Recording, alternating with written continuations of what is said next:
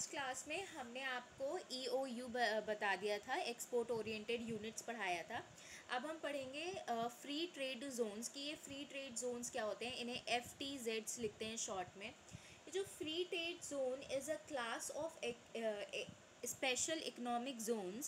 It is a geographical area where goods may be imported, stored, handled, manufactured or reconfigured and re-exported under specific custom regulation and generally not subjected to custom duty. Free trade zones are generally organized around major seaport, international airport, national frontiers, areas with many geographical advantage for trade. तो इसका मतलब क्या था कि export trade Jones ऐसे zone हैं जहाँ पर आप सामान को स्टोर करते हो, हैंडल करते हो, वहाँ पे उसको असेंबल भी कर सकते हो, आप वहाँ पर उसको स्टोर कर रहे हो, आप वहाँ पर उसको री एक्सपोर्ट कर रहे हो, मतलब एक कंट्री से आपने सामान को लाया, वहाँ पे रखा, उसके बाद उसको दूसरी कंट्री में भेज दिया, ये भी कर सकते हो। तो इस तरह की एक्टिविटीज़ आप फ्री ट्रेड जोन्स में कंडक्ट करते हो। और ये ज़्यादातर आप फ्री ट्रेड जोन्स कहाँ पर सेटअप करते हो, नियर दी पोर्ट्स, या फिर आप ये कह सकते हो उन जगह के पास जहाँ से आपका सामान ईजिली एक्सपोर्ट हो जाए, चाहे वो सी पोर्ट्स हों, चाहे एयरपोर्ट्स हों या एयरपोर्ट्स हों। ठीक है, तो ऐसी जगह जहाँ से आपका सामान ईजिली पोर्ट हो जाए, मतलब जा सके, तो उस जगह पर ज़्यादातर आप FTZs को स्टैब्लिश करते हो। ठीक है, the duty is only charge on the part of shipment that moves out of the free trade zones for DTA, that is domestic tariff area sale. तो इन्होंने क्या है कि सिर्फ चार्ज हम इतने पे ही लगाएंगे, जो ड्यूटी चार्ज है वो सिर्फ शिपमेंट के पार्ट पे लगेगा। फिर है डेफिनीशन। बेटा जब भी आप एग्ज़ाम के लिए प्रिपेयर करें, अगर आप समेटिव पेपर लिख रहे हैं, एक डेफिनीशन ज़रूर आप हमेशा अपने मेंशन करा करिए। जैसे कि यहाँ पे एक डेफिनीशन दिया है, the World Bank defines free trade zone as duty free area offering warehousing, storage or distribution facility for trade, transport and re-export operation। तो ये एक ऐसा एरिया है, वर्ल्ड बैंक ने इसे डिफ़ाइन किया है कि एक ऐसा एरिया है जो ड्यूटी फ्री एरिया है और आपको इस तरह की फैसिलिटी को प्रोवाइड करता है, वेयर हाउसिंग की, स्टोरेज की, डिस्ट्रीब्यूशन की, साथ ही साथ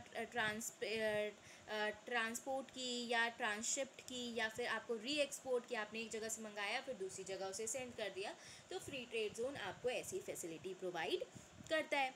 फिर इन्होंने बोले हैं की फ़ीचर्स। तो इसके की फ़ीचर्स क्या है, या इसकी हम ये बात करें क्या इसकी इम्पोर्टेंस है, तो FTZs in India is located strategically around the sea port, international airports and dry ports area to provide easy access to the rail and roads. इसका मतलब क्या है कि इनको हम क्यों ऐसी जगह पे सेटअप कर रहे हैं, क्योंकि ईज़िली हमारा जैसे सामान एयरवेज से आ रहा है या सी से आ रहा है तो पोर्ट पे ही है और तुरंत हमें हमारा सामान FTZs में मिल जाएगा। उसके बाद वो वापस ट्रांसपोर्ट, अगर हमें विद इन द कंट्री करना है तो वापस वो ट्रांसपोर्ट के लिए चला जाएगा।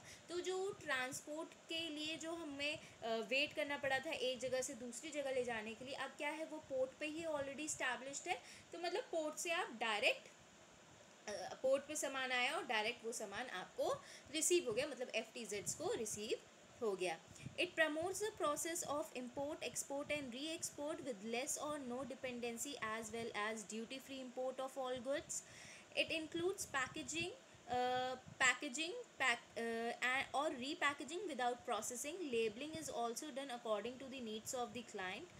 Client can store their goods within a free trade zones for 3 years with zero duty and tax implementation with the help to reduce the cash flows for the duties and the taxes and lessen the transit time for shipping। इसका मतलब क्या है कि भाई पहले इन्होंने बोला कि जो ये FTZs हैं वो हमारे इंपोर्ट, एक्सपोर्ट और री एक्सपोर्ट की जो एक्टिविटीज़ हैं उनको बढ़ाने के लिए काम करते हैं।